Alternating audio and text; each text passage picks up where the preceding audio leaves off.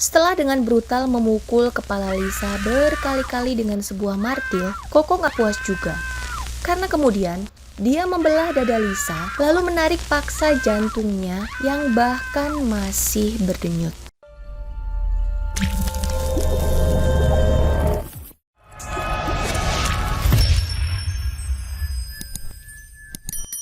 Hai, makasih ya yang sudah klik video ini. Oh iya, kali ini aku mau cerita sebuah kejadian mengerikan yang menimpa seorang pemilik salon yang dibunuh dengan cara yang sadis banget sama mantan pacarnya di daerah Tomohon, Minahasa. Udah pernah denger ceritanya belum? Kalau udah, nggak apa-apa ya, denger lagi ceritanya versi aku. Terus buat yang belum, sini deh aku ceritain. Peristiwa naas ini terjadi bermula di hari Jumat tanggal 29 April tahun 2022.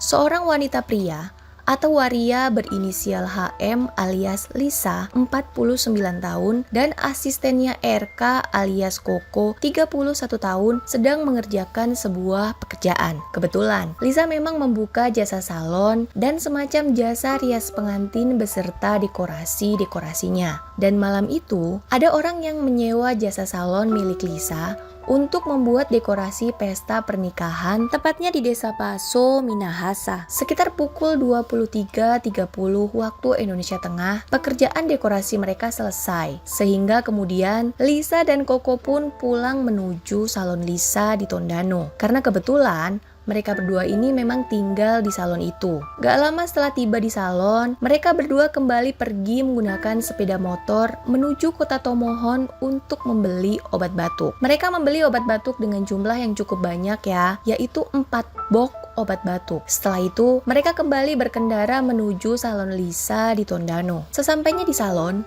Lisa yang capek langsung menuju kamarnya, lalu gak lama kemudian dia pun tertidur. Sementara Koko gak langsung ikut tidur, tapi mengambil sebuah gunting untuk membuka saset obat batuk yang tadi dia beli. Gak tanggung-tanggung, dia menenggak 20 saset obat itu sekaligus. Ini agak mind blowing ya.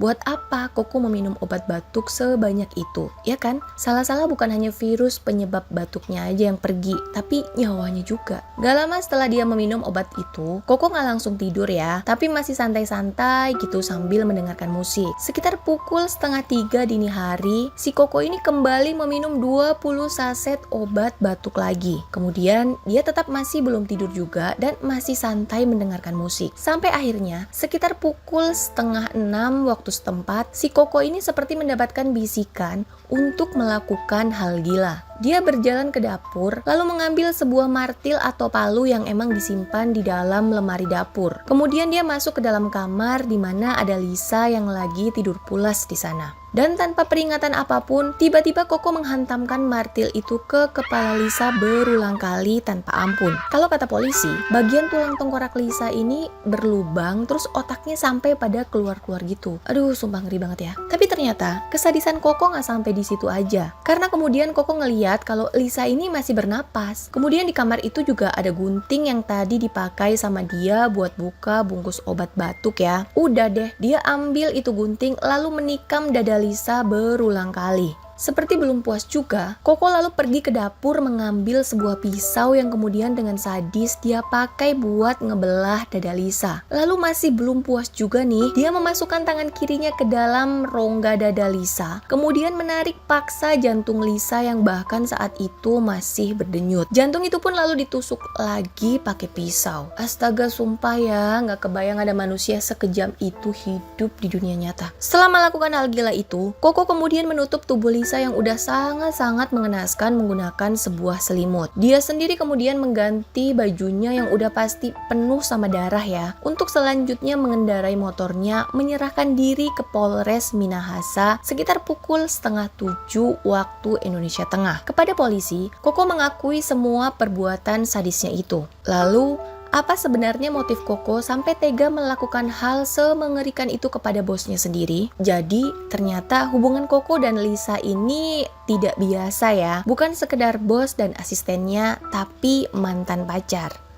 Loh, udah mantan, tapi kok masih tinggal bareng? Jadi gini, Koko sama Lisa ini pernah menjadi sepasang kekasih pada tahun 2013 sampai tahun 2016. Nah, tapi setelah putus di tahun 2016 itu, Koko masih tinggal bareng Lisa dan malah menjadi asistennya saat Lisa ini ada job bikin dekorasi gitu. Hubungan mereka juga masih TTM ya, secara status udah putus tapi masih mesra gitu. Pokoknya nggak jelas deh hubungan mereka. Dan menurut Koko, saat itu Lisa kayak punya gebetan baru gitu. Tapi ya masih mesra juga sama dia. Dan hal ini tuh kayak bikin Koko cemburu plus dendam banget sama Lisa. Dan puncak kekesalan serta cemburu Koko itu beneran meledak malam itu. Nah, ingat kan malam itu mereka beli obat batuk sampai 4 box dan menenggak langsung obat itu 40 saset sekaligus. Jadi, Koko emang minum obat itu bukan pengen nyembuhin batuknya, tapi pengen dapet efek mabok saat dia overdosis obat itu. Jadi memang ada beberapa obat batuk yang mengandung dextrometropan dan jika zat tersebut disalahgunakan dengan dosis besar, maka bisa timbul efek halusinasi dan euforia mirip penggunaan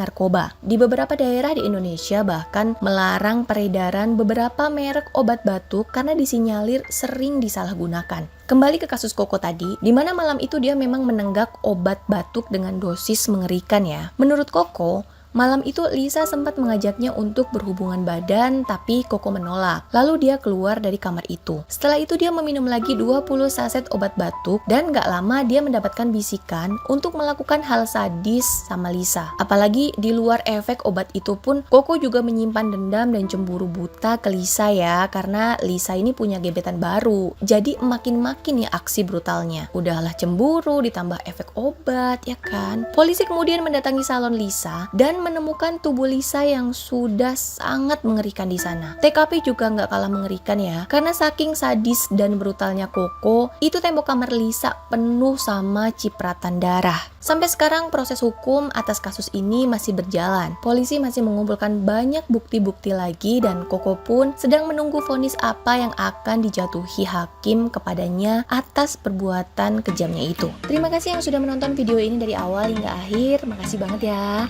Jangan lupa support channel YouTube ini dengan cara klik tombol subscribe dan nyalakan lonceng notification agar kalian tahu saat aku cerita lagi, cerita mulu, cerita terus untuk kasus selanjutnya. Dadah!